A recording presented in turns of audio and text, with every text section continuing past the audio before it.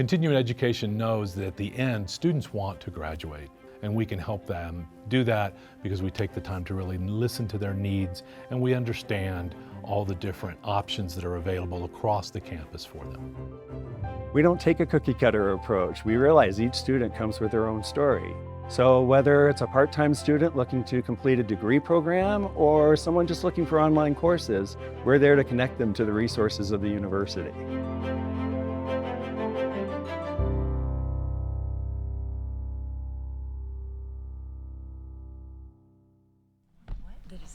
Hello and welcome to the Fashion Week follow-up, its function, the trends, and working it. Fashion is something that no matter who you are, it is a part of your life and identity. Whether you are a trend tracker or beat to the drum of individual style, or simply dressed to be dressed for the day, we all interact with fashion daily. To these panelists, this relationship with fashion is increasingly intimate. Whether it be attending fashion shows, styling celebrities, sketching and designing collections, or paving the way for fashion newcomers, these incredible creatives will be sharing their views on the fashion industry today, how they do what they do so well, and divulging their fashion folklore of backstage stories with us. Hello, my name is Ava Deith. I am a New York fashion journalist and stylist, as well as a CU alumnus. I have written articles for Haute Living magazine reporting on runway collections and fashion news. I have also styled or been on the styling team creating magazine covers for publications such as the Daily Front Row and Vogue Hong Kong. I am honored and grateful to be here with you all today, and without further ado, let's begin. And for recording purposes, today is Wednesday, April 10th. It is 3 p.m., and this panel number is 18039, titled Fashion Week Follow-Up, Its Function, the Trends, and Working It. Before we get started, the University of Colorado Boulder, Colorado's flagship university, honors and recognizes the many contributions of Indigenous peoples in our state. CU Boulder acknowledges that it is located on the traditional territories and ancestral homelands of the Cheyenne, Arapaho, and Ute, and many other Native American nations. Their forced removal from these territories has caused devastating and lasting impacts. While the University of Colorado Boulder can never undo or rectify the devastation wrought on Indigenous peoples, we commit to improving and enhancing engagement with Indigenous peoples and issues locally and globally. We will do this by recognizing and amplifying the voices of Indigenous CU Boulder students, staff, and faculty in their work, educating, conducting research, supporting student success, and integrating Indigenous knowledge, consulting, engaging, and working collaboratively with tribal nations to enhance our ability to provide access and culturally sensitive support to recruit, retain, and graduate Native American students in a climate that is inclusive and respectful. One other thing I'd like to mention is that we want to ensure you get a chance to ask questions. Here's how we'll handle the Q&A. We'll reserve the end of the discussion for the Q&A. We're using a note card system to receive questions from the audience.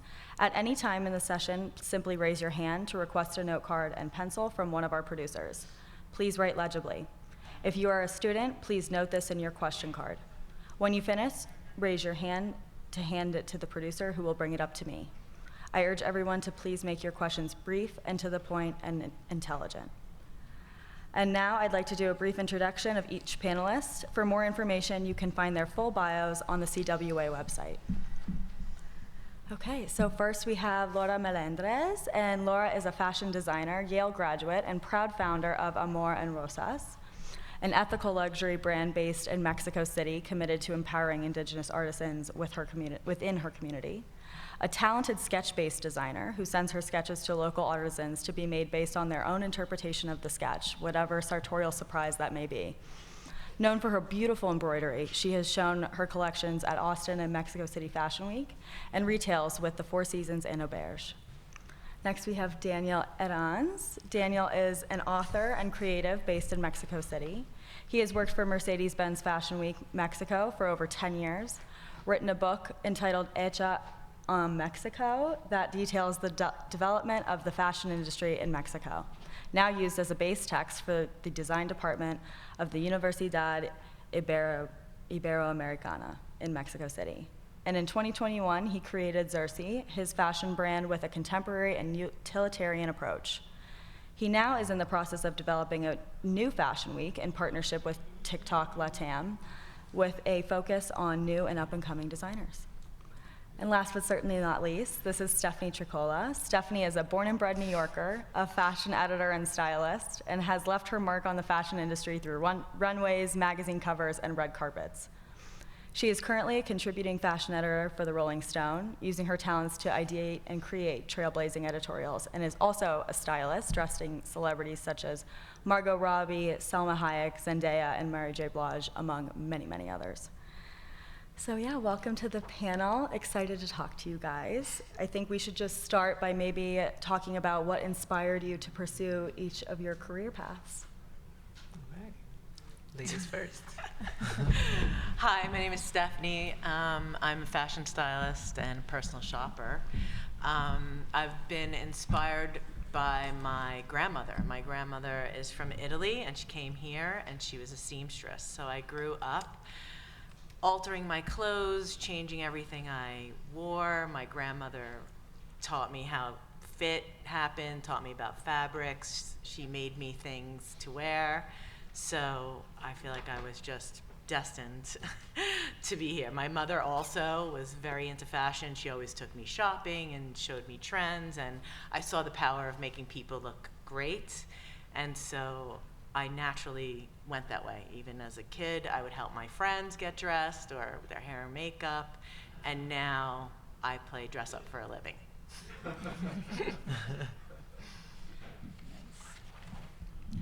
Hello, I am Laura Melendrez, or Laura, if that's easier. I think for me it was more that I was in search for a purpose, and I wanted to do something with my career that was meaningful. More than just because I started business, right? Something better than just working to make money, but instead working to make the life of at least one person better. And just thinking about how can I work with women, and then in Mexico, and then knowing that we have a rich cultural tradition of hand embroidery, it just kind of makes sense.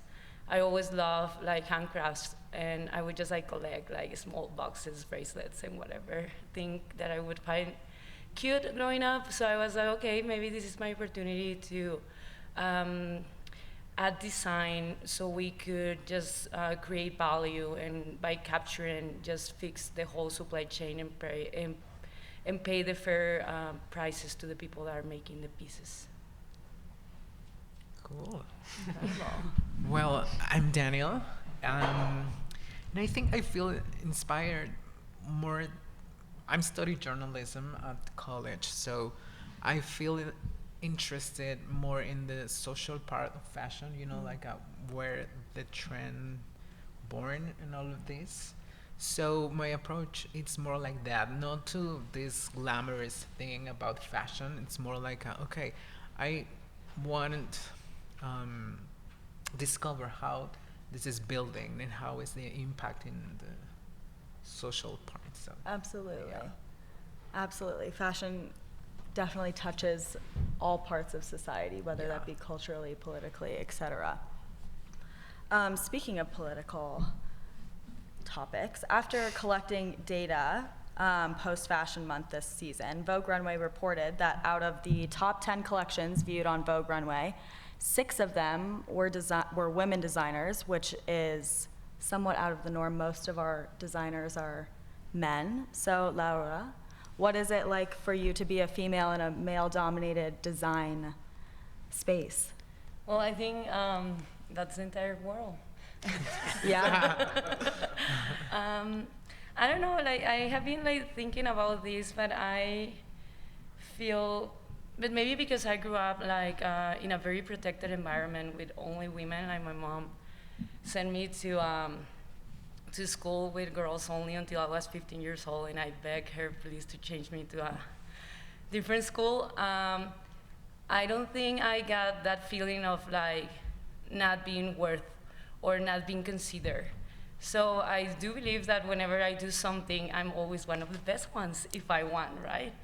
So it's just interesting to see how females are more present right now, and we are doing more and more things that are interesting, and we're just finding our way to make this world more equal. So Yeah, I think it's a general fight. It's not only this industry. Absolutely. I think it's changed quite a lot. I've been around for quite a long time, older than these guys. And I started when it was very male dominated. And whenever I would do a photo shoot, I was mostly reporting to a male. Since the Me Too movement, I work with many, many females. There's many more photographers now that I deal with that are females. I don't have to ever, I used to have to maneuver myself around the males to get where I wanted. And I no longer have to do that. And I don't think any women really have to do that anymore in fashion. I mean, there's still always, you know, a bit of that wherever you go, but I really feel like the tide has changed now since the Me Too movement, and there's a lot more women. And I'm sure we'll see more and more women designers, just as I've seen more and more female photographers. 80% of the photographers I work with now are females, and when I started, it was about 5% females that I worked with, so it's come a great deal, and the Me Too movement definitely helped everything change that, you know, into that direction. Absolutely. So there's a lot more women working. There's always been women working in fashion, but now there's a lot more women in power in fashion. Yes. And also I think the new generations fight for this. It's more normal for them, you know, to see more women working in. Yeah. Absolutely. Yeah. Absolutely. It's funny, in different parts of fashion, there's either male-dominated or female-dominated. Photographers and designers tend to be male, and editor-wise, used to be. Yes. Thank God. Editor-wise, though, it's mainly females. Female, yeah. Yeah. It's completely good. opposite, which is so interesting that now we'll all be together sooner rather than later, hopefully. But getting into more specifically of your each individual jobs and your each of your processes creatively. What is your creative process, whether it be designing clothes or a collection, doing an editorial, or styling a celebrity or a personal client? Where do you go from start to finish and get to that place where you're like, this is done, this is my work, and this is what I'd like to send out to the world? Do you want me to start? It depends on the project that I work on. I work on many various projects. So if I'm doing an editorial for a magazine with a said celebrity, it depends when the publication is launching the editorial that I'm working on. So usually I'm working 6 months in advance and preparing my story based off of the current runway collection. So I'll review the runway collections. I always have to say that at the baseline of everything, I consider the human that I'm dressing first and foremost, and what they would be comfortable in and what they would be happy wearing, because the better a person feels, the better they perform. Absolutely. So no matter what I dress anyone for, I want them to feel great, because then they're gonna have. So anyway, I work off of the collections, I look at the collections, I pick out the clothes that I think will be appropriate for the person, and then I create a mood board, and I pass the mood board to whoever's hiring me. So if it's for a magazine, I first run it by the magazine, I talk to them about it, and then I'll have to show the celebrity that as well, and we'll have to discuss everything, and then I'm contacting designers, and I'm telling the designers the project that I'm working on, and based on the project, they decide whether or not they want to lend me the clothes that'll be in that publication and that'll be worn on that person. Because first and foremost, it doesn't matter about the stylist or the power of the stylist. It matters about who you're dressing and where you're dressing them for, and then from that, I can get free clothes or I have to pay for clothes. Yeah. So based on that, that's where I start every project that I do, basically. But then I sometimes work on ad jobs, and in an ad job, I have to know when I'm advertising, I have to know the people that the ad's going to target, and then I have to dress the people according to that. And I always have to go over everything with, you know, the people from the client, the magazine, and the person that I'm dressing. Unless it's a model, they have no say. They have to wear what I say. Yeah. Yeah. That's the only time I have control over the whole entire thing. Yes. Otherwise, if you see my work, it's not always what I wanted them to wear. It does happen. It does. What- So then in an advertising job, or even in an editorial, when you're trying to sell an idea, could you talk about what you do, or how maybe in your style your clothing selects speak that message that you're trying to convey? Or how you even get there to understand that this is what's going to speak what I'm asking it to in this project? Huh. I don't know, I'm kind of confused. What do you mean? Like if you're advertising for a beauty brand and it's supposed to be very ethereal, how do you pick clothes that communicate that theme? I'll Google search ethereal. I'll start to look online and look for ideas that would be in that direction. I'll pull images, and I'll keep a running board of images, and I'm looking at those images all the time, and then I'm going to where I can choose clothing, whether I'm buying it in a store or I'm borrowing it from a designer, and then from there I pick the direction I want to go in. And then I get to set, and usually the client was like, well, that's not what I meant. And then I have to explain to them, you know, where my thought process is, and I always use visuals to explain everything. Absolutely. Well, with the collections, when we're making the collections, I always try to have a message, and it start from a theme instead of just like trying to make something beautiful, because I know that it's going to be easier to explain, and it's going to make so much sense for us. So it always has the layer of Mexico. So we made one collection that's about the endangered species of Mexico, and I would say it's a love letter to Mexico. And then we had another collection that's called Love Garden, and that one, it's about how in a garden, it's just an analogy, how in a garden you have all these different types of flowers, and they are all considered beautiful, and they are different. And it's the same with females or women, so because we are just so obsessed with fitting in with just one type of beauty. So just like trying to mirror that. And then we have also a collection that's inspired in all the pre-Hispanic culture of Mexico, and that's super successful because mostly our customers are tourists and people that want to go to Mexico and just take a piece with them that represents or reminds them of their trip. And right now we are moving to concepts that are more abstract. Like we launched a collection that's about sunflowers. And it's just sunflowers everywhere, because I think that's something that's super related with Mexico, but it's also the sun, and it's just the energy.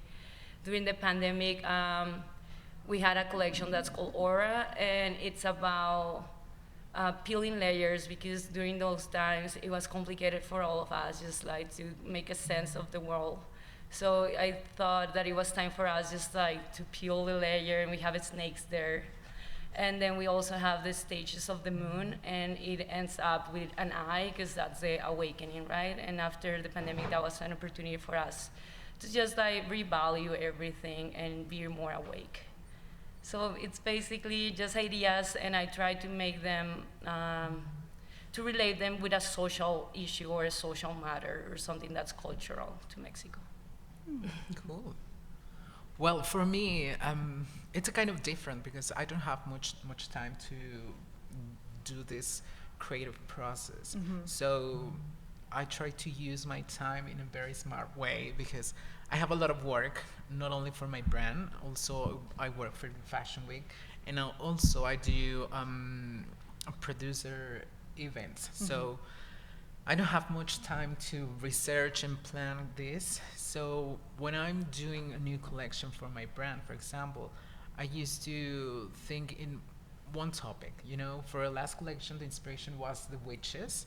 So I feel attracted by this all society woman, you know, like the inner power in magic and all these kind of things.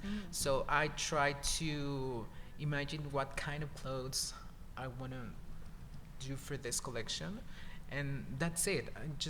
My process is so fast in that way, so I just try to research in the museums and read the books and a lot of these things to make a sense with the collection, and that's it. Interesting. Yeah. Speaking of collections and our inspiration, going back to your recent collection, you've had two major collections that have been shown recently, and from one to the next, they are quite opposite in both color and design. So I'm interested in your shift in design and inspiration to something that was quite colorful during the first collection, and now is much more darker and ornery in a way. And so if you could talk about that, when you have a shift? Well, at the beginning, the color was a problem for me because, it's too many. And when I do the first collection, I say like, okay, I need this color, but also need this, but also need this. And for last collection, I mean, the main idea about the witches, about the, the moon and the phases and the stars, it was more easy because I say, okay, I need to do all in black for, the women's wear and the men's wear. And I have a couple of colors more than blue and gray, well, colors. And I feel more comfortable because, even for sale, the collection, black is always function for all the Yes. people. So I'll have to agree to that. yeah, I would as well. So, and many people in fashion things like, oh, the collection it's good and the pieces are great, but a little bored about the colors. And Yes. I say like, well, but it functions for sale. It functions. So Yes. I don't know. I think it's just the way you combine, the topic and the fabrics. So for me, it was kind of interesting. Now I'm working in the next collection. I'm launching in July of this year. Yeah. And it's another palette of colors, it's a lot more like burgundy and yeah. So I try to do different things, but always, with the main concept. So, Right. yeah. It's interesting because when we just started, we at the beginning we just were making clothes and reselling them to boutiques. But then we opened a store and then we put all of our pieces there and it was all black. Yeah. I was like, oh, okay, this is not working. It's just like all so plain. But it So- does. The It black does. is It depends what dark. market you're in. Yeah. Very much. Yeah, but now we are being more intentional about color palette. So when we are creating a collection, we choose colors and we always make every single piece in black, but we don't put them in the campaign. We just like put them at the store. Yeah. Or we hide it away because it's less obvious, but people are going to ask for black all the time. All the time. So you just Always. put this one in blue and then at some point you see she's undecisive and it's like, oh, we have it in black, do you want it? And you just like take out that safe selection or safe option. Yeah, but black is very important in fashion. You lure them in with the color, Yes. and then you get them with the black. Yes. And then I also have to say, from watching fashion for many years, it depends on what state of the world we're in. So the fashion collections for the upcoming fall, it's very black. Very black. Yeah. Why is it very black? Yeah. We're living in a very difficult time right now. If you look at the 80s fashion, when Ronald Reagan was around and there was prosperity, the fashions were crazy. Absolutely. You had people with crazy shoulders, crazy colors. It's really reflective upon the time we're living in. And also, if you live in a city where it's like I live in the city, for me to wear white is a dangerous thing. Absolutely. And it depends on your lifestyle. So I think it's great to have color also because every once in a while you need to pop up your stuff and change the way you look, and color helps do that. But I think a lot of clients like to wear black. Yeah. Yeah, and also I think people feel more, exists this color palette when people feel very comfortable. Like with my first collection, I have a lot of colors, and people say, "Oh, I like the pink one, but I have it black." So it was like, okay, I have the black. So I don't know, it's interesting and it's kind of weird, but it works. Black Yes. always works. Do you find that people are more intimidated of fashion or color specifically, and that's why they kind of grab to black? I feel yes, Well, totally. yeah, you stand out more when you wear color. If you wear black, you blend more. Yeah, Yeah. absolutely. Yeah. Speaking of the kind of change in the world and how that is reflected through fashion, how do you approach the concept of luxury or high fashion even in a time where luxury is kind of being redefined and pushed down a little bit, as we were talking about, seeing a lot of black on the runways this fall? It's very pared back due to recession issues.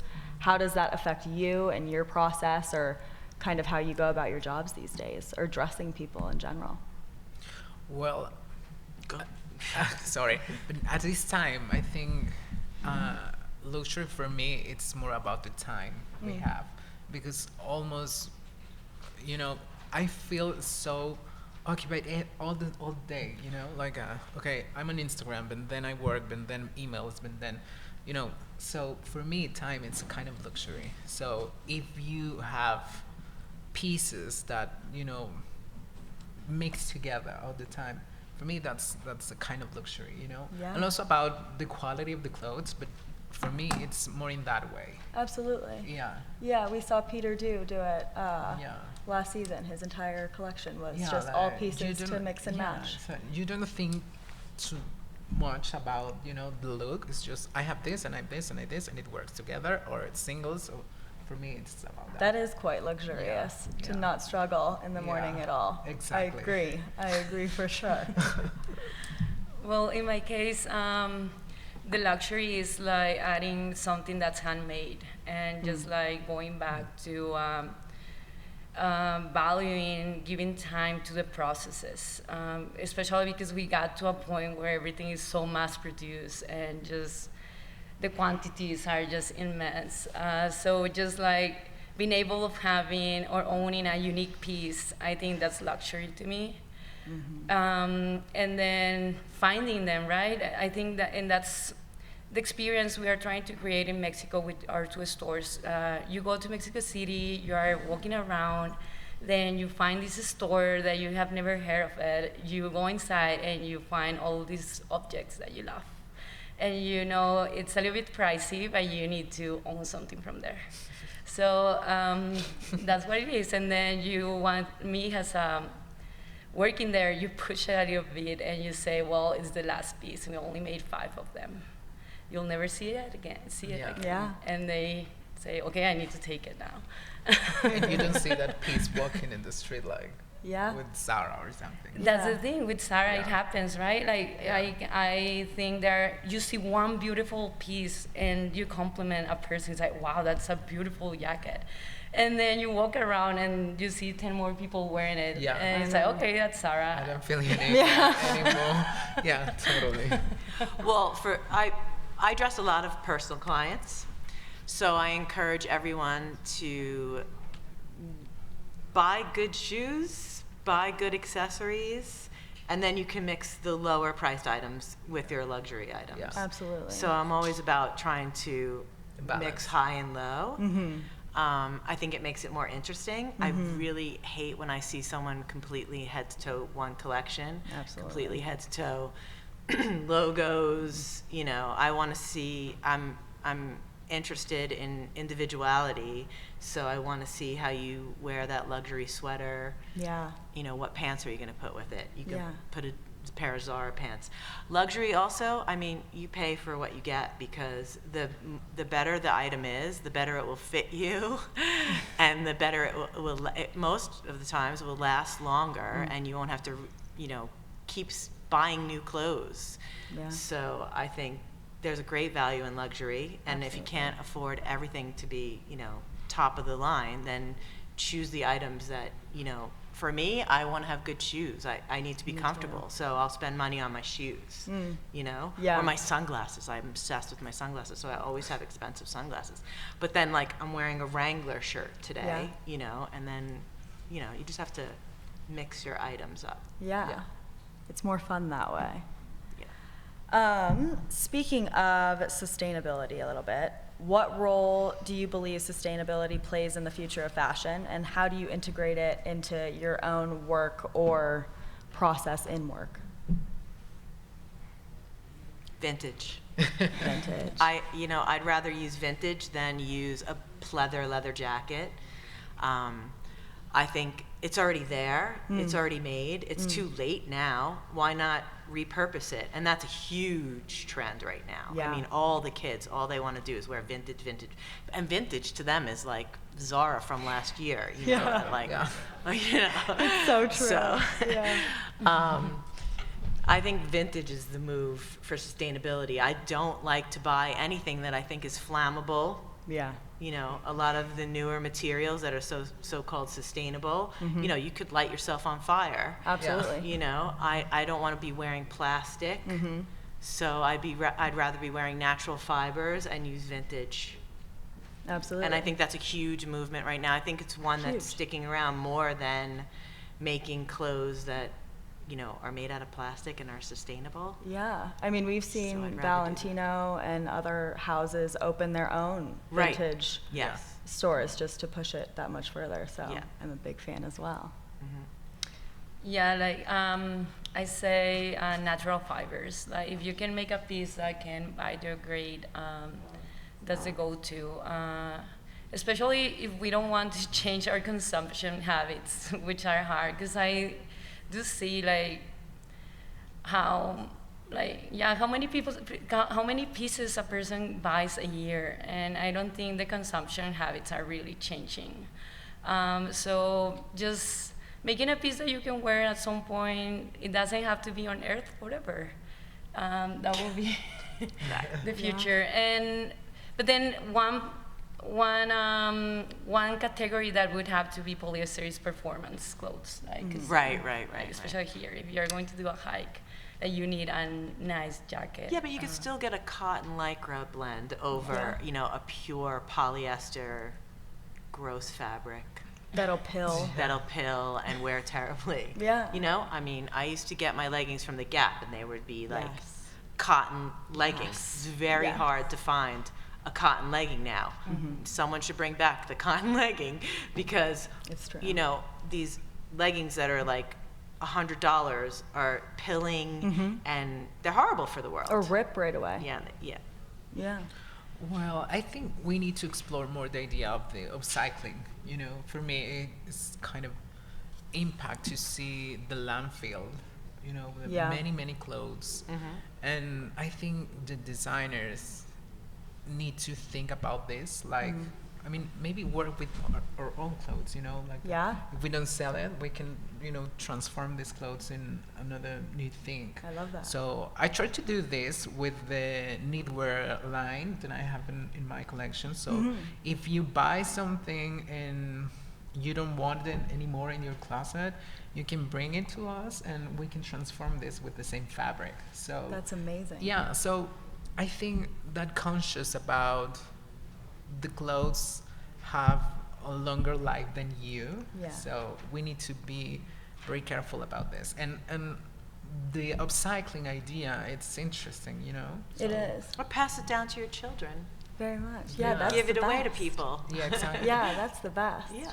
So And upcycling, I find to be on the rise just as much as vintage is. So that's yeah, interesting. Totally. Yeah. And you can mix it fabrics, it's something interesting about upcycling. Absolutely. Yeah. Laura, will you please talk about your specific mix of fabrics and how you kind of came to find the silk and hemp combo? Yeah, and I also want to add something about how we produce. So my favorite material right now is hemp, and it's amazing. It lasts forever. It's beautiful, especially if you use it in natural color. It has just like this beautiful, like raw color, and you add the embroidery to it, and it's just like perfect. So it's just a canvas with a punch of color. And one of the main issues with the fashion industry is that because you have a buyer trying to predict how many pieces they can sell next year. Yeah. So you just like go up, and you are trying to place that order to your factory in China, right? So then you say, okay, I'm going to maximize and order a lot, and if we sell 60% of the collection, then it will be fine, and I can just reduce or discount the rest. Or if I don't sell 40% of whatever I produce, it's okay because I'm already making money, right? So that's the rationale. But then what do you do with that 40% of the volume you produce? And that's why people are talking about the situation in Chile with the Atacama Desert and how these areas, beautiful areas, they are just becoming landfills with new clothes that were never sold or worn. So what we do is that we produce in small quantities. We do a slow fashion. If we are testing a new product, we only make 20 pieces, and we observe how fast they are moving. If the piece is successful, then we produce 50 or 100, but that's it. And we value scarcity more than the opposite. And I think it makes sense with what we are making or our business model. But then just like being clear about the brands we're buying from. Because especially right now, there are so many brands and they are saying they're ethical, but they are using the same supply chain. And it's so easy just to design a collection and not get involved in the process of how pieces are made. And as long as pieces continue to be made in China, in India, or in Bangladesh, then brands can have all of these certifications, but certifications are also business. So it's just like the same industry and capitalism. So, and then when we started, I was like, I thought the consumers were going to be more curious and more demanding. And I was like ready to ask all of these like complicated questions. But then they never ask. They're like, it's so beautiful. And They they just want to look beautiful. yeah, That's it. like, are you going to ask about like, I'm saying I'm doing social impact, like what's the model? And like, do those things, right? So, yeah, I think that's called greenwashing, right? It is. It is. And it's just like, and there are so many companies just like getting along with doing whatever they want, just adding that like sustainability layer, but not really changing anything. Yeah. Yeah, and not only do you change things sustainability-wise, but you empower an entire community of women and artisans. Yeah, and I understand why it's easier just to outsource production. Like, it's so complicated. Like, it's Expensive too. So it's expensive. And it's a lot of work. So, especially if what you want is just to create or express your ideas, creative ideas in terms of clothes, you just like find those factories that are perfect for you to not have to think about it. But I don't know, like if we buy less and we are just looking for those beautiful statement pieces that we're willing to wear many times, then we can get more involved into the decision-making process. And then we can just be more demanding. But I do believe the whole like system will have to change if the consumer changes. I agree. All right, well, we are just about ready to start our Q&A, so I'm going to start to read some of your questions. Stephanie, the first one is for you. Stephanie, how do you network your way into styling big celebrities? We Good know, question. we want to know about the drama with the celebrities. The drama. Yeah. They're all wonderful, great people, lovely. How do I network my way? Well, I started out in fashion, and I started working with just strictly fashion. And I got on a set, and the photographers just went from being film to digital. Ah, okay. And my prior experience and before I was a stylist, I worked on the business side. I was a buyer. So I knew about the corporate mind and how they tried to cut corners on everything. So then I left, I became a stylist. I wound up on a very early days e-commerce set, which is like the beginning of e-commerce. And I looked around and I saw the workload and I knew how much people got paid and people were making a great deal of money. And then because of the digital camera, it made, say, the photographer's job that much easier, right? And then I said, uh-oh, when the financial people from the designers come to the set and they see this guy, or at that time it was a man, and they see him and he's just sitting there, you know, moving the camera up and down for 5 days and getting paid a great amount of money, knowing that I could do that, I started thinking, oh, I've got to dress. They're not going to pay me this much money going forward because this is all going to become a lot cheaper for them to do once they realize that they're overpaying now. So I have to dress celebrities. So I had a friend who was doing an editorial for Esquire magazine, and they asked me to do a Sports Illustrated model, and that was the first experience that I had even to be near someone of some sort of fame. And then I realized, okay, I need to go to that job, and I need to knock it out of the park, and I have to do a really good job, right? So I showed up to the set, the girl walked in, she was a Sports Illustrated model, and she was like a size 10. And it was a sexy girl thing, and all it was like lingerie and swimwear. And so the photo editor from the magazine came running up to me very scared because prior to that, I knew her size, and I had to do my pull of wardrobe based on her size, right? So he came over and he's like, oh my God, what are we gonna do? She's not the same. And I was like, oh, I've got this. Like, a few brands sent me maternity lingerie, Yeah. and I was able to do the photo shoot, and the girl looked great, and we had all the right sizes, and she didn't have to feel bad not fitting into the clothes, and it was like, everyone was happy. The shoot was a success. The editor went back to the magazine, told his staff, keep hiring Stephanie. So then I got to dress more and more celebrities, but they were very scantily clad. And then I was pregnant with I was pregnant with a girl, and I was thinking, oh gosh, I can't let her see how I'm dressing these women. You know, I don't want her to be, you know, grow up thinking she has to be sexy and all this stuff, and I don't like that I'm doing this, and I need to put more clothes on people. So one of those editors changed and went over to People magazine, and actually those editors would always ask me, like, how can I help your career? Like, what can I do for you? And I kept saying, I need to dress celebrities. Like, I need to dress celebrities because they're gonna need me in front of the camera and in their real life. Yeah. So I got to People magazine, and I got to dress a lot of great women, and then they would just like hire me, and then they tell two friends, and they tell two friends, and so on and so forth. And a lot of my work is based on my reputation, and it's based on other people telling them, like, you know, I look good because of her, hire her, and then I get jobs. Yeah. And that's how I do the celebrity hustle. That's amazing. May I ask, what year was that about, the Esquire So job? my daughter was born in 2009, so I was probably like 2008 I started working there. That's amazing. So yeah, so I worked for Esquire for quite a long time, and then I worked for People magazine for quite a long time, and then my friends from People magazine went to Rolling Stone, and then I work at Rolling Stone magazine, and I also work at Real Simple, and everything is organic, word of mouth, and reputation, basically, and then I have a few good photos to show for my work. Yes. Okay, I have another one. Is the fashion industry actually built on promoting self-loathing, so they buy more?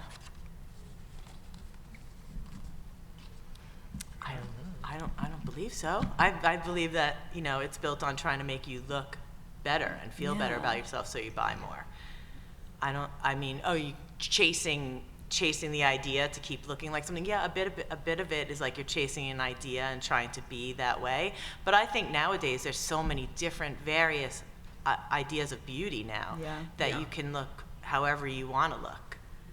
If you want to try to conform, that's within yourself. That's something I can't help people with. But I would hope that it's more based off of trying to make you look and feel good than, you know, trying to feel bad about yourself. Trying to chase that ideal is that has nothing to do with what the fashion people are putting out there to try to make you feel bad. Absolutely. I don't know. Yeah. That's just my point of view. I don't think agree. they're making I think they are trying to make you feel like you need to have these things, and you know, you want to have these things. Sure, that's creating a desire and a need, but that's like anything else. Right, that's business. Yeah. Yeah, and fashion is feeling. You would never put something on that you feel terrible in, or at least wouldn't keep it on for long, I hope. But I have another question, hopefully more positive. In your opinion, this is to everybody, what is the purpose of creating collections in general? How do collections affect the fashion industry? And why are fashion shows so important? Why do we have them? I mean, again, it's for business. They show new collections to sell new things. Yeah, it is. I mean, it's a business. Innovation. You have to keep showing new things. Yeah, You it's can't- part of the marketing, I think. Yeah. It's a cycle of the life of the product Yeah. in fashion. Yeah. I think now, a collection don't need exactly a fashion show. Yeah? I think Laura can talk about I don't do this fashion because shows. she Yeah. do fashion shows. Exactly. We do a fashion show together. Yeah. I mean, like 6 years ago, Uh-huh. maybe, but she didn't do this anymore. Right. And the brand is successful, so. Right. Yeah. Well, I got tired of doing things with no results. Yeah. So I was just like, I need to find a life balance. And I just decided to put my energy and resources into things that were going to help me to get sales. And fashion shows, they are beautiful, and you get all of this beautiful content. I'm sure you can, if you are a super well-positioned brand, I'm sure you can do it. But in my case, as I described it before, I think my pieces is something you discover when you are exploring Mexico City or Mexico. So I do want to do fashion shows again, and we need to talk about that. But now that we have customers that love the brand, and because I think we took the concept of a slow fashion too seriously, because we have been selling the same pieces for over 6 years. And that also proves that our market is just new and renews itself, because it's just different people coming to Mexico City, so the pieces are new to them, but not new to us. So what I want to do is working more in innovation, because someone told me that in the past, out of your whole portfolio, if you had 10% of innovation, it would be considered an innovative brand. But now, because of how social media and everything is moving so fast, now it's 30%. So I need to work more into creating new styles. But we already have styles or silhouettes that are successful. It's more about changing the color or adding a new embroidery instead of just like coming up with something completely new. And yeah, the other thing is that's complicated with fashion, because I used to work retail, like consumer goods before. When you're launching a consumer good, you create one good thing, like let's say a soap. And you make one soap and you do a product development one time and you just sell it forever.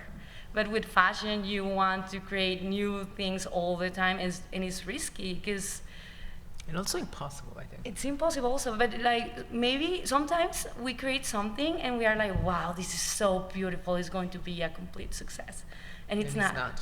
Yeah. Totally. The whole team believed that these were the powerful pieces, and the result is that are these ones. So it's so hard to like try to predict that. That's why we just test them out, and we just put them out there and see what the market says. Fashion shows help create a buzz for the brand. Yeah. So it's a big marketing event. Yeah. It used to be, when I first started out, only people in the industries would go to the fashion shows, and now people in the industries, shy away from the fashion shows more Yeah. so, because it's just a big media event. It's like the Oscars. Yeah. It's like any kind of thing. Like every time there's a new fashion season, it's like who is there, who is wearing it, and then based on who's wearing it, is that a design that I want because Zendaya is wearing it, so then I want to buy those clothes, Yeah. So it's all a big marketing thing, and it helps create buzz and sensationalism, and keeps you relevant, and Totally. Yeah. it's just another opportunity to get your name out there. Yeah, and create it a is stir. something to note, though, that it has changed so much, because it really used to be so much smaller and not very publicized at all, and now it's Because such it was a trade show. It Yeah. was where I went to buy goods for the store that I needed Yeah. to supply. So it's or the magazines went there to see what they would show, So it was like magazine people and store people went to the fashion shows. Now it's celebrities and bloggers, and it's Yeah. like a zoo when you go to a fashion show. Yeah, totally. And I can't even see the clothes because the bloggers Yeah. are in front of me, or the phones. the Instagrammers are in front of me, and I can't even see anything anymore. Yeah. And based on their following is who sits in the first row. And when I first started, it was based on the store who sat in the first row and the magazine that sat in the first row. Yeah. So that it's changed into another catalog, another way for people to market their goods. Yeah. Yeah, and also for me it works. I mean, a fashion Yeah. show works for me because my brand is too young. It's like a baby. Yeah. So it works because I need to people know my things. So for this media, for the content, it works because you can see the collection Right. in one runway. Yeah. In the otherwise, you can't do that. Yeah. So I don't know. That depends on the brand, I think. Yeah. Would you say that once you got onto Vogue Runway and they started to report on your line that you did see a Yeah, exactly. difference in visibility? Yeah, exactly. And I have more consumers for that, so Wow. it works. Yeah. Yeah, because Vogue has more followers than he probably does, Yeah, so Right. then exactly. his message gets out there more.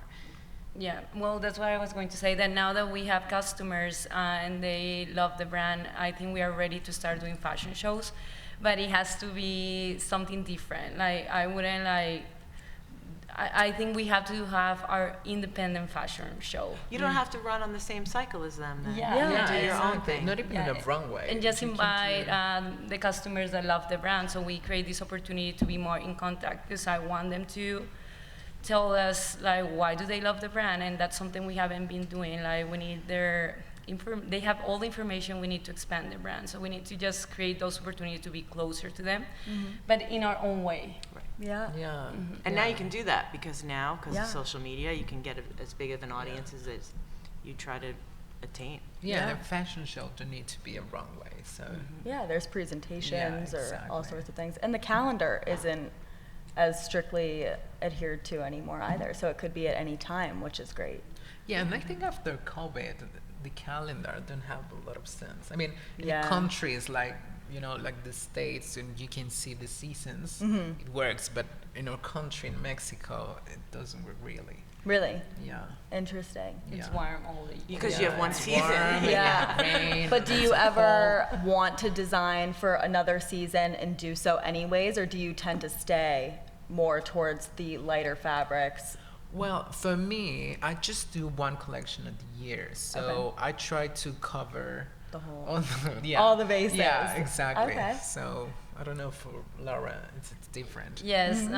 Well, I started like selling mostly tops and jackets, but now I'm doing more spring summer, because I think it makes more sense with Mexico.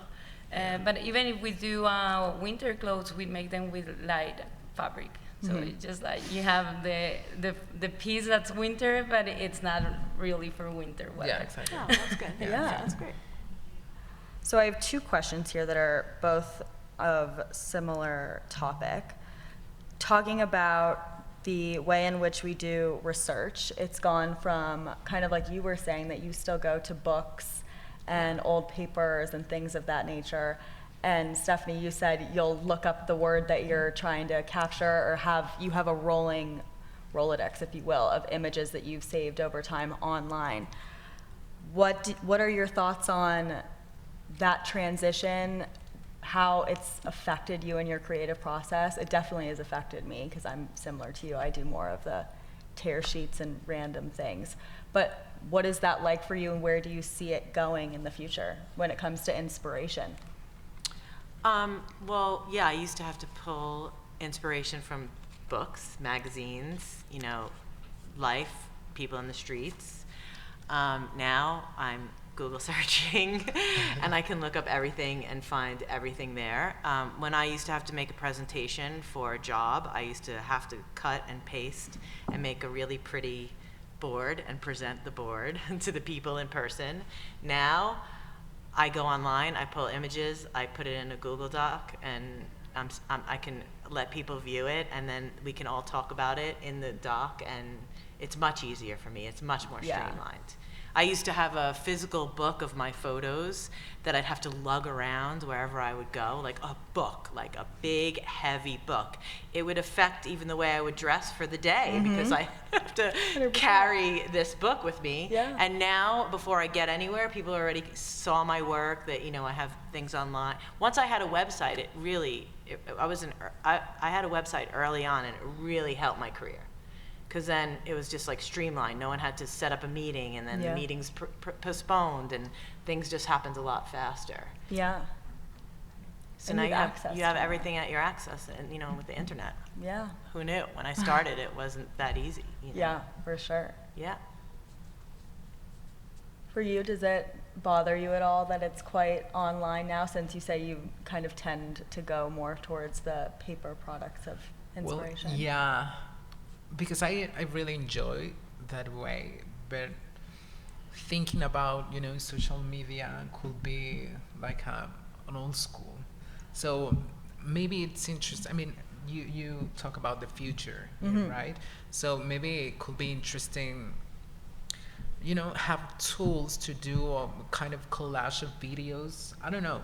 Yeah. I'm trying to imagine because, well, TikTok is the new Google, right? Yeah. So people consume this content so fast. So maybe, I don't know, it's interesting for me to think about that.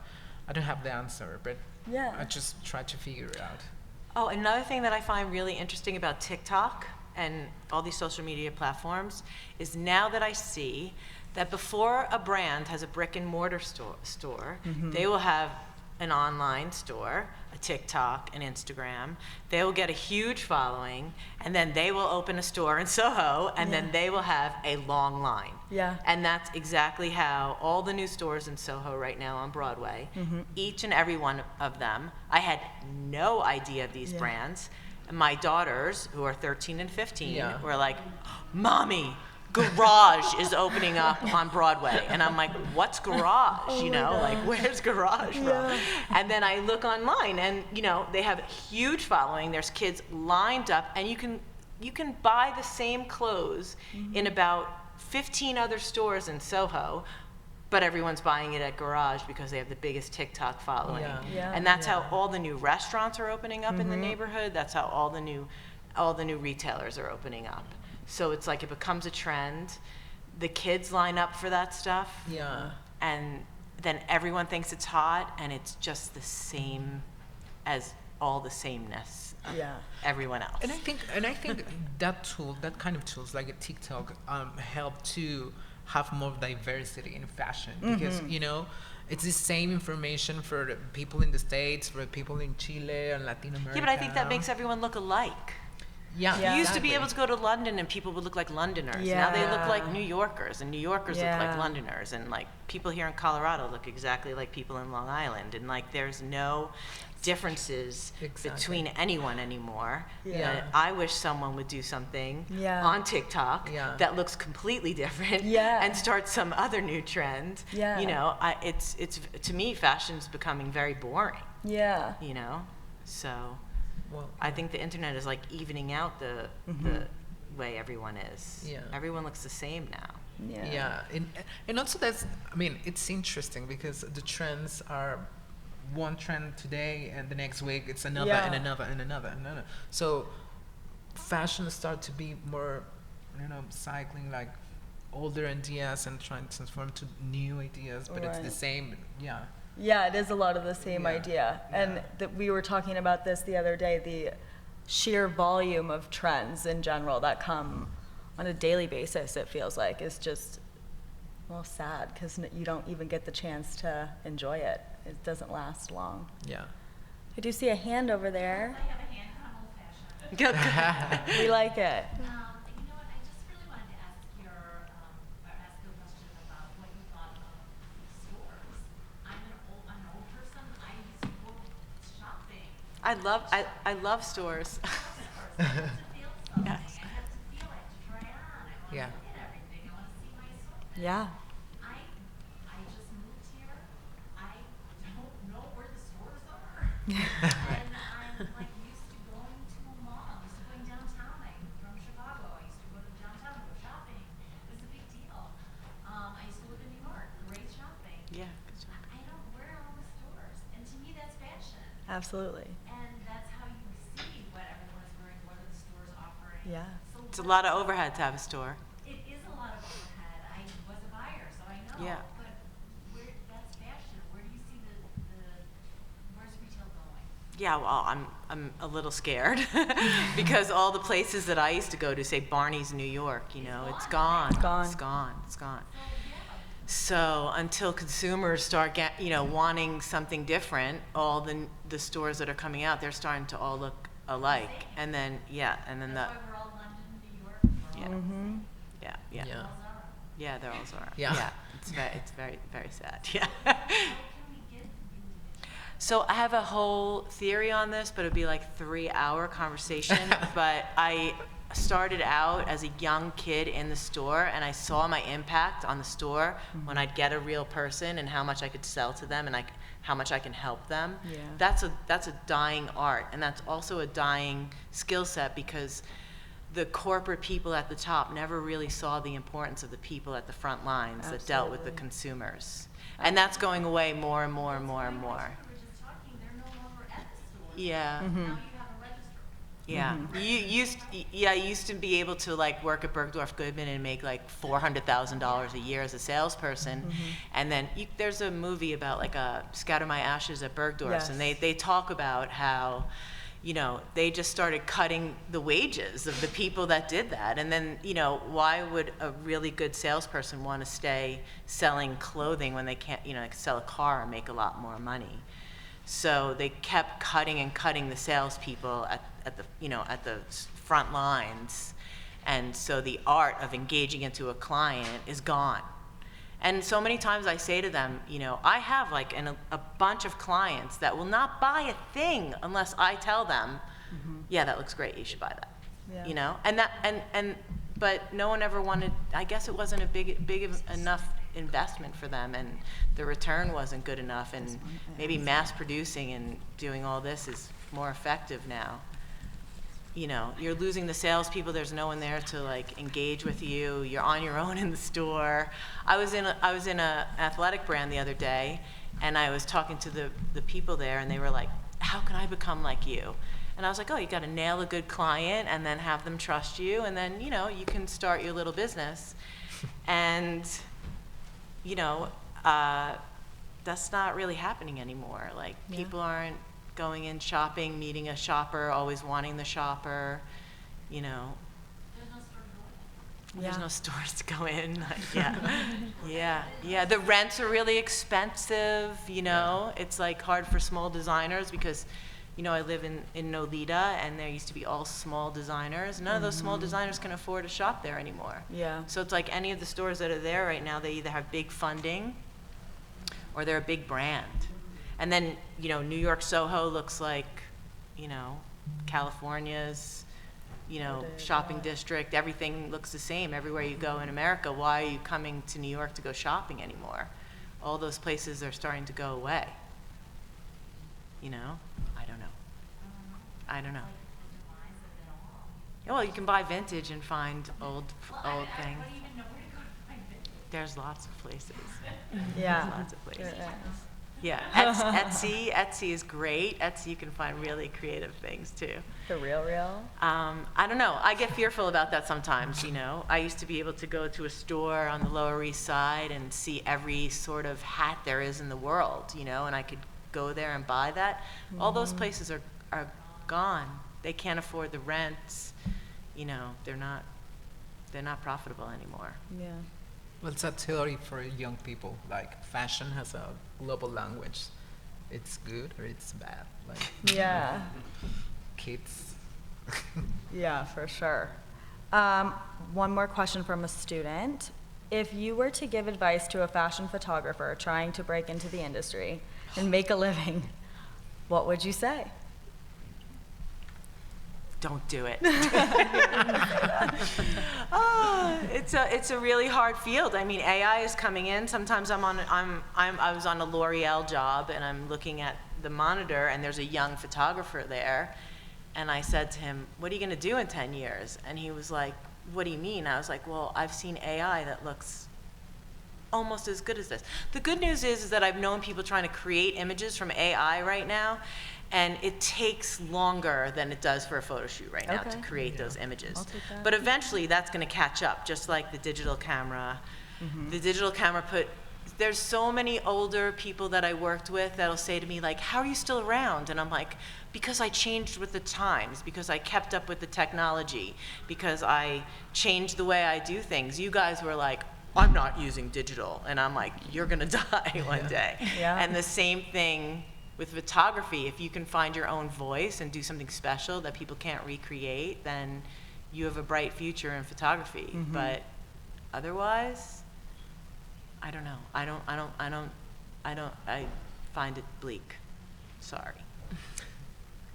Yeah, it is quite difficult. Yeah. Well, yes, because a lot of people try to get in, so. Well, now you'd have to like use the new technologies as a photographer Yeah. to set yourself apart. That's Yeah. what has to happen with every new technology there is. You have to learn how to work that to your advantage. And create your own style without Yeah. tools, like Yeah. how you can combine, the photo and maybe AI or whatever. Especially to keep, as a photographer, your Yeah. point of view and your way of doing things, so you always know it's from that photographer. Nailing down your point of view for sure. And then, technology changes the whole Use the technology. game, Yeah. like in a week. It scares. It is scary. It is scary. Okay, we were talking about the street earlier, and we got a question about it. Please comment on the street as a venue and its potential to bridge the formality and group experience of museums, theater, etc., versus the online experience. So maybe like the bazaar up in the Upper West Side that they do once a month of all the clothes, where it's like a street sale instead of inside somewhere. Oh, you don't mean the street, like what people are wearing in the street? That's what I thought it was originally. We should talk about that too, because I love that concept as well. But maybe both. Shopping in the street. You have to be stylish while shopping in the street. Well, I think the streets influence fashion all the time. I Yeah. mean, I watch the streets more than I watch the fashion shows. I go to areas where I know a lot of creatives live. I go and look at what they're wearing. I see them wearing bows in their head, and then 3-4 seasons later, Valentino has it on a runway. Yeah. Right? So I feel like a lot of the trends that you see start on the street and start with the creative kids, and the creative kids start wearing these things, and then another kid starts wearing it, and soon you see like the uptick of the kids wearing it, and then you see it on a high fashion runway. Yeah. And I've seen that happen so many times. Yeah, all the time. So I think the street influences fashion. I The agree. fashion on the street. You can also buy fashion on the street if you want from the street vendors. They Yeah. usually have unique things as well. But- And they're very easy to find. yes. Well, also I do a bazaar in Mexico City. Yeah, so with the many designers, Laura participated one time.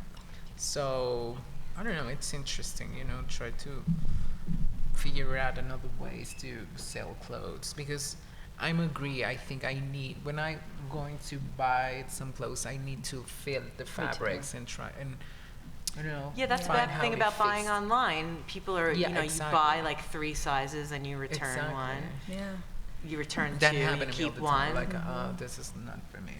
Yeah. Don't fit me well. Like, and it's more like, okay, I need to return this, and it's like, Yeah. okay, but it's better to walk into a store. complicated. Yeah. So yeah. I'm sure too. And also maybe because Mexico is behind, buying online with our price point is not really working for my brand. So we don't really sell online in Mexico, but we sell online in the US, which is weird. I Yeah. think people go and visit and they fell in love with the brand and they want more pieces, so they order when they are back home. And what is Danielle saying? In Mexico, it's common to have these pop-ups or markets, and that's how you can find all the Mexican designers. Yeah. And that's what I like to buy things. But also, sometimes it's sad that you don't have enough buyers, so you see the designers are desperate to sell Yeah, like, something. Yeah, it gives you more global audience when you go online. Yeah. So that thing, that would be one thing. There's this guy in Mexico that does Trendo. Yeah, Gustavo. And I think he's super cool. He's like, he does like Latin American trends. And he's saying, regarding what you were saying about how London, New York looks the same, he's like, Mexico, it's a bigger city and the population, and we have our own style. Why do we have to look at those trends that are happening in Paris, New York, or London? If you just go downtown Mexico City, and then you'll find way more interesting trends. Yeah. So that's the way, I think just going to the street in Mexico City should be the place we go to get inspiration. It's an interesting Especially streets. right now with music, like how it's changing so fast. Like, Yeah. I don't know, in Latin America, the whole musical gender, like, changed in a second. I just had a baby, and I was looking at all the hits, and I don't know every single. one single song. I'm like, okay, well, I disconnected for a year and now I'm an old person. Yeah. Gotta stay on top. Yeah, it's a constant work ethic of sorts. But I believe that is all the time we have. Thank you guys so much for coming and speaking, and thank you for all attending. Thank you. Thank you.